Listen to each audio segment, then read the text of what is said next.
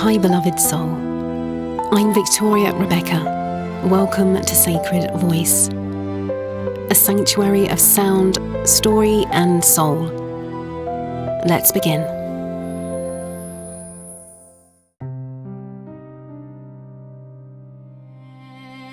Sacred Voice Dreamscapes, the Silenced Soul in Love series.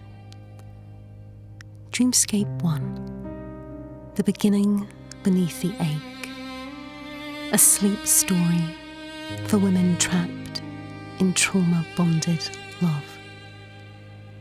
Written and read lovingly by Victoria Rebecca. Welcome, beloved. Nestle beneath the soft hush of night now. Let the breath unfurl its petals. Let the body remember the safety of stillness. This is not just sleep. This is a return.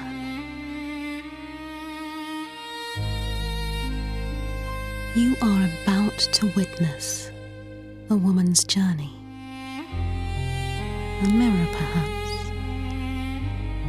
A medicine. A map. You are not her. She may be familiar to you. Her voice has been buried, her ache long misunderstood. And now you are invited to rest and remember.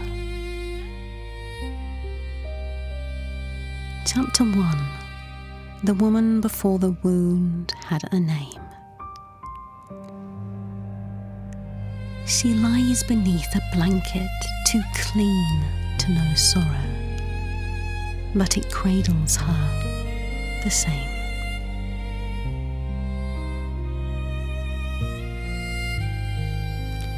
Outside her bedroom window, the moon sighs against the glass, as if trying to tell her something. She does not hear it. Not yet. She is praying again, but her prayers are not strong. They are survival-laced whispers, desperate incantations whispered into the night. Like, let him choose me. Or maybe it's me. Maybe I can fix it. The woman she once was, fire bright, untamed, sleeps beneath these layers of accommodation and ache. She doesn't realize yet that she has inherited silence, that her mother's voice was quietened too, that her grandmother's sobs were tucked between pages of cookbooks and church hymns. She just knows something is off, but she blames herself for not being easier to love.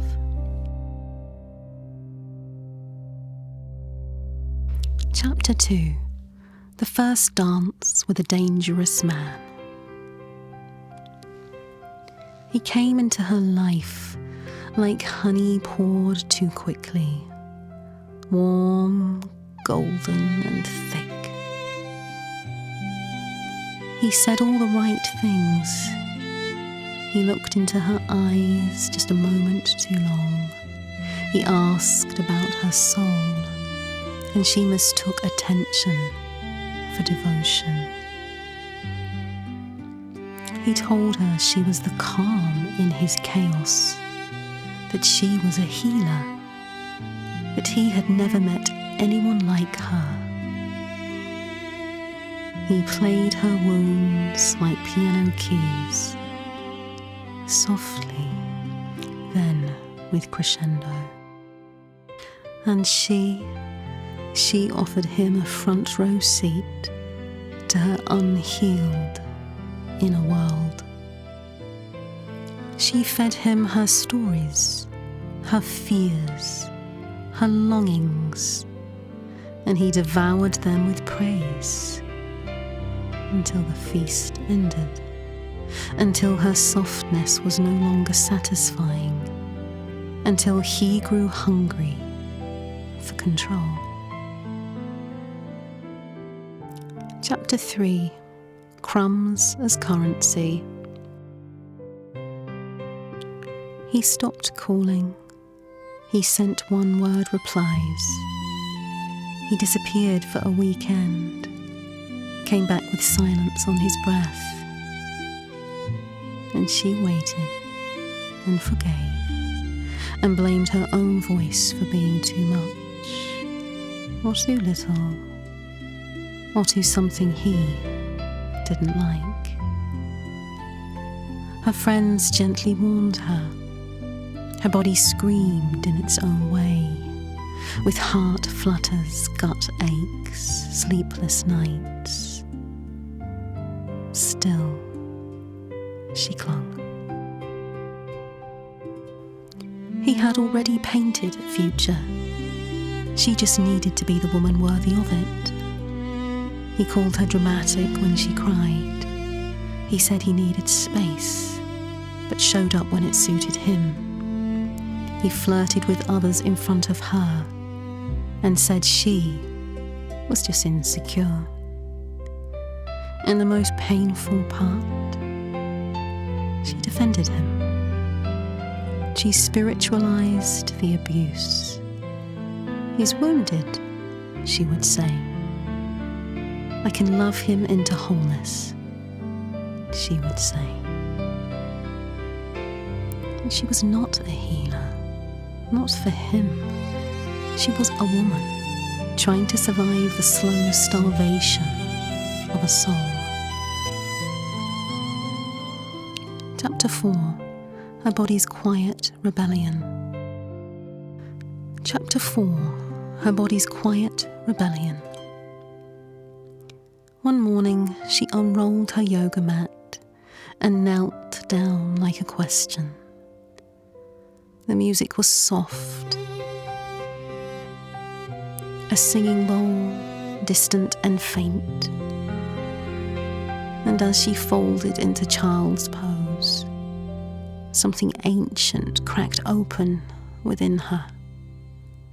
A sob she hadn't met since childhood curled up in her throat and wouldn't let go. And she wept, not for him, but for every version of her that she had tried so hard to be worthy of being seen. She booked a Reiki session. She lay beneath golden hands, and the practitioner said softly, "Your heart is asking for you."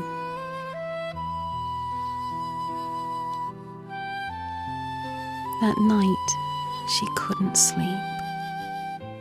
Not because of fear, but because something had stirred within her.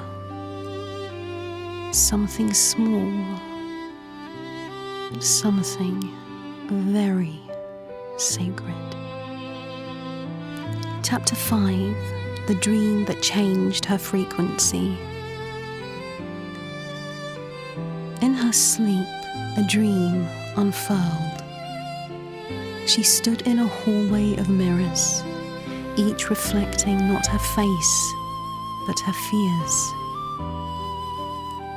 One mirror whispered, "He doesn't love you." Another hissed, "No one ever really will." And then a mirror at the end shimmered, different. It showed her not crying, not fixing, but standing, tall, radiant, silent, but not silenced. From the reflection stepped a woman, older, wiser, her, but healed. She placed a hand over the dreamer's chest and said, "You are not difficult to love, dearest soul. You are just speaking a language no wounded man has ever bothered to learn." She awoke before dawn, heart aching, but different. She brewed tea, lit a candle, and opened her journal. Why do I stay where I'm not heard? What parts of me believes this is all I deserve? What am I calling love that is really abandonment?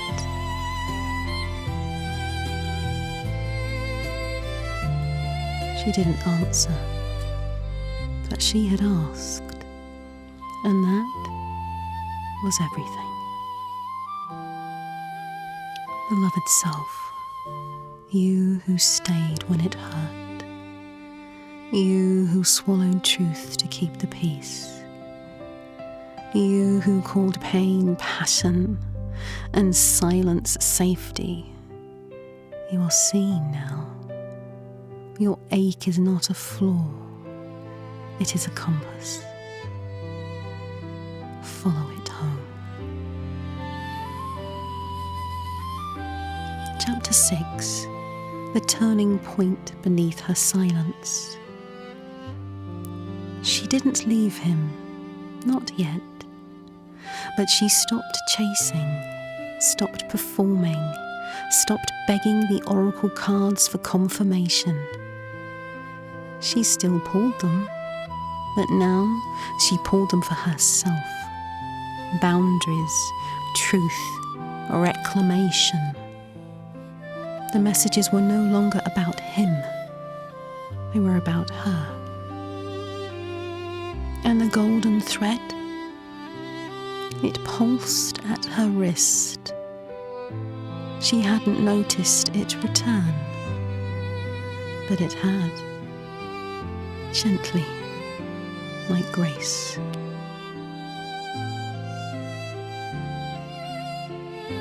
Now her breath is softer, her chest rises with less urgency.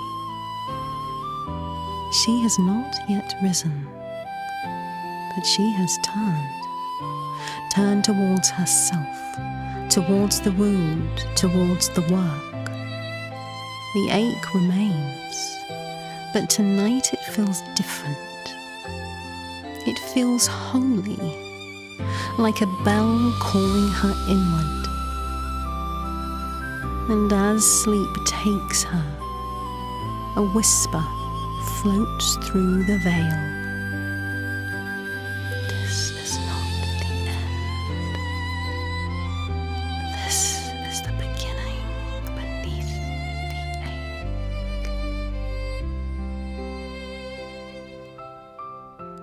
You were never too much, darling dreamer, only trying to fit into too little.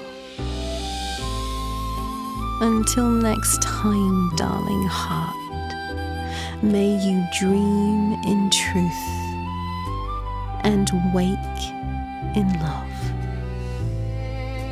And so it is. Thank you for listening to this Sacred Voice offering. Until next time, my friend, may your path be lit with remembrance. This has been a Sacred Voice creation by me, Victoria Rebecca. All rights reserved.